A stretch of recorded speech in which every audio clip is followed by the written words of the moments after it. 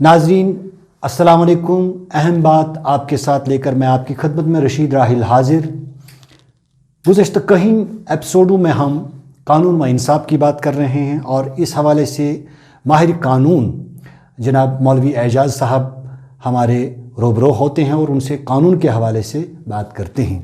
मौलवी साहब, Asian milk के स्टूडियो में आपका खैर मकदम।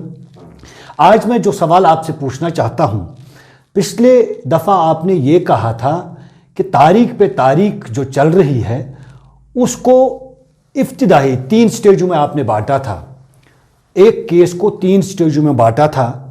आपने ये कहा था कि अगर तारीख जज साहब को देना ही है तो पहले स्टेज पे ही देना, बाकी 2 स्टेजों पे क्यों नहीं?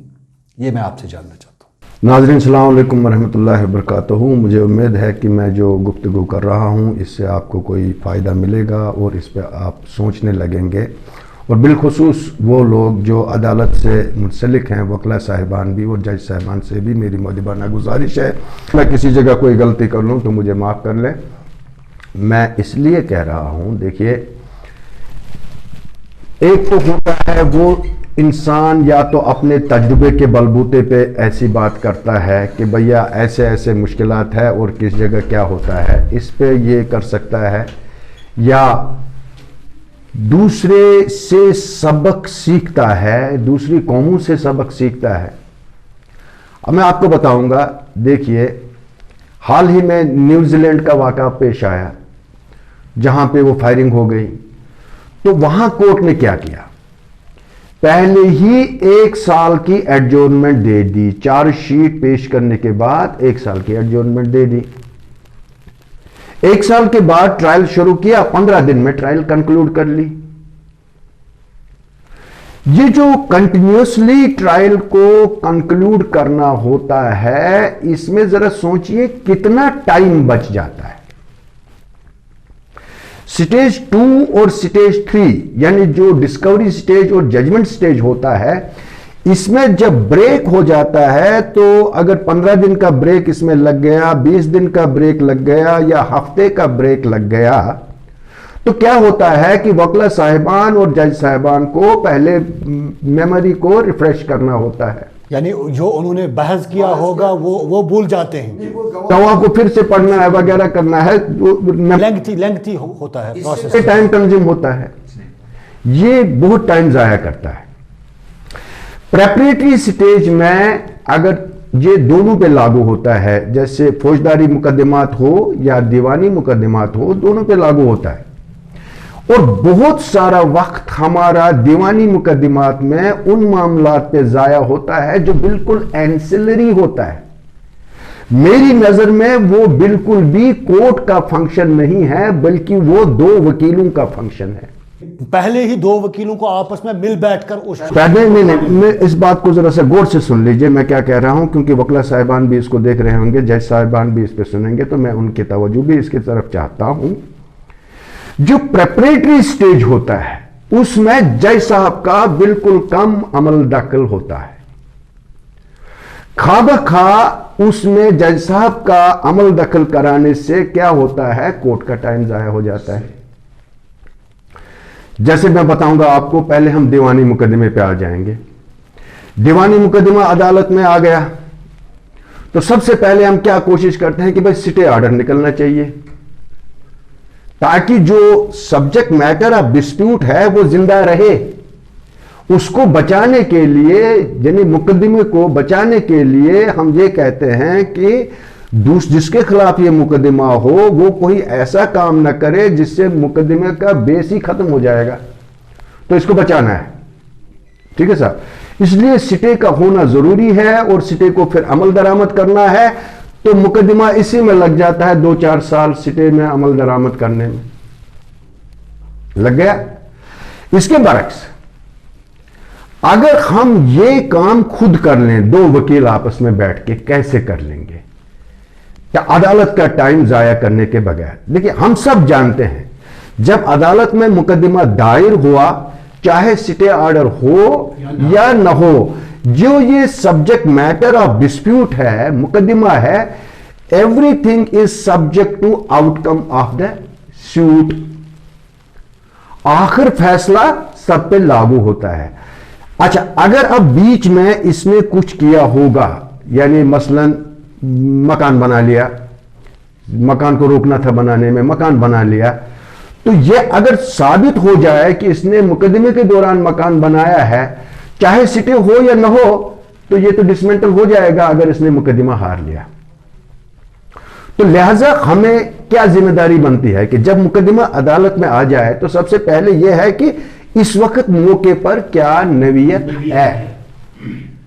तो ये दो वकील साहब आपस में कर सकते हैं। जब वकील साहब ये पहचान लेंगे कि हमें ग्राउंड रियलिटी को अदालत में लाना है और इसीलिए हम ऑफिसर्स ऑफ द कोर्ट माने जाते हैं, और इसके लिए जो टाइम कंज्यूम हो जाएगा वो बच जाएगा। इसके लिए हमें अपने क्लाइंट से ये नहीं कहना है कि भैया सिटे आ जाएगा तुम मकान बना लो रातों रात, नहीं। जो इस वक्त की पोजीशन है वो, तो देखिए अगर ऐसा हो जाए, ये एक ख्याल है, अगर ऐसा हो जाए कि जो ही मुकदमा आ जाए तो वो उसमें लिखे मुकदमे में उधर से फोटोग्राफी कर ले, मॉडर्न टेक्नोलॉजी आई है, इस वक्त मौके पर ये नवीयत है, वो लेके आ जाए। और ये सूट जो इसने लाया ये सीधे जुडिशल क्लर्क के पास लाया।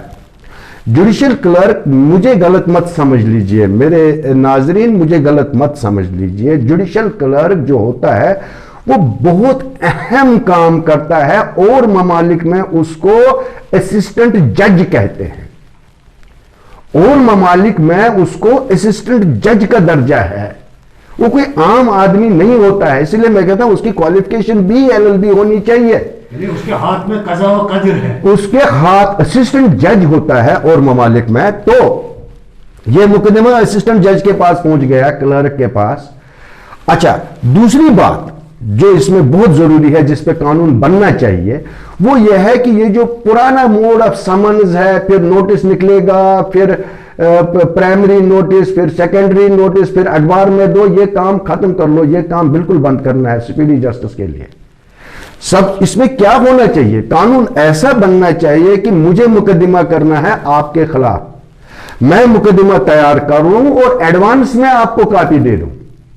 मुकदमा दायर होने से पहले एडवांस में मैं आपको कॉपी दे दूं, रजिस्टर्ड पोस्ट के जरिए या जो भी तरीका है, इंटरनेट के जरिए, जैसे भी है, आपको कॉपी दे दूं कि भैया मैं आपके खिलाफ मुकदमा कर रहा हूं, आप मौके पर नवीयत ये है, ये सब लिख कर उस पर, तो ये जो असिस्टेंट जज है वो भी आ जाएगा उधर, उसका आ जाएगा या यहां से निकलेगी, तो दूसरा वकील अपनी तरफ से कहेगा कि मौके पर पोजीशन ये है, तो ये फैसला तो उधर ही हो जाएगा मौके पर इस वक्त पोजीशन क्या है, चाहे फिर सिटे ऑर्डर हो या ना हो, उसके बाद जो कोई भी कुछ करेगा that is subject to outcome of the suit. ठीक है साहब, ये टाइम बच गया, ये समन्स का टाइम बच गया, ये प्रेपरेशन, इसीलिए इसमें सालों साल जाया हो जाते हैं। इसको प्रेपरेटरी स्टेज कहते हैं, प्रेपरेटरी स्टेज कहते हैं। We have to act healthy in a healthy society, हमें मिस्चीवसली एक्ट नहीं करना। If we want to make our society healthy we have to act in a healthy manner. इसलिए आप ये कह रहे हैं ये कि अगर तारीख देनी हो तो वो पहले प्रेपरेटरी स्टेज, ये सब चीज अदालत के सामने आ गई कि मौके पर क्या पोजीशन है, अब आपको और तैयारी करनी है तो तारीख ले लीजिए, ये दर्ज हो गया अदालत में क्या है, तो इसमें अच्छा। अब दूसरी बात और कानून है कि मौके की नवीयत बचाने के लिए रिसीवर को अपॉइंट कर लो, मौके की नवीयत बचाने के लिए कमिश्नर को मौके पर। अरे ये रिसीवर और कमिश्नर तो इस वजह से होता है कि हमारे जहन में यह है कि मुकदमा साल साल चलेगा, इसलिए रिसीवर का होना जरूरी है, कमिश्नर का जाना जरूरी है। अगर हम ऐसा मैकेनिज्म डिराइव करेंगे कि सिर्फ 15 दिन में एक सूट का फैसला हो जाए तो हमें रिसीवर करने की क्या जरूरत है, वो जो भी मौके पर है वो सिर्फ हमें कोर्ट के सामने लाना है। तो ये प्रिपरेशन भी ये वकला साहिबान की आपस की प्रिपरेशन है। स्पीडी जस्टिस के लिए बहुत सारे इकदाम उठाने की ज़रूरत है, नए कवानीन ज़रूरत है, पुराने कवानीन में तरमीम करने की ज़रूरत है, सच बोलने की ज़रूरत है। इस सिलसिले को और आगे बढ़ाएंगे इंशाअल्लाह। आपसे फिर मुलाकात होगी, फिर चर्चा होगी कि क्या करना चाहिए और किसकी क्या जिम्मेदारी है, किस तरह से बाकी जो तरक्की याफ्ता ममालिक है जहाँ स्पीडी जस्टिस होती है, किस तरह से हमारे मुल्क में भी, हमारे इस यूट्यूब में भी स्पीडी जस्टिस यानी जो भी केसेस हैं उनका कम वक्त में किस तरह डिस्पोज ऑफ हो जाएगा। दीजिए अपने मेज़बान रशीद राहिल को इजाज़त। आपका बहुत बहुत शुक्रिया। नाजरीन, अगर आपको हमारी प्रोग्राम पसंद आए होंगे, बेल निशान पे बटन दबाकर हमारी चैनल सब्सक्राइब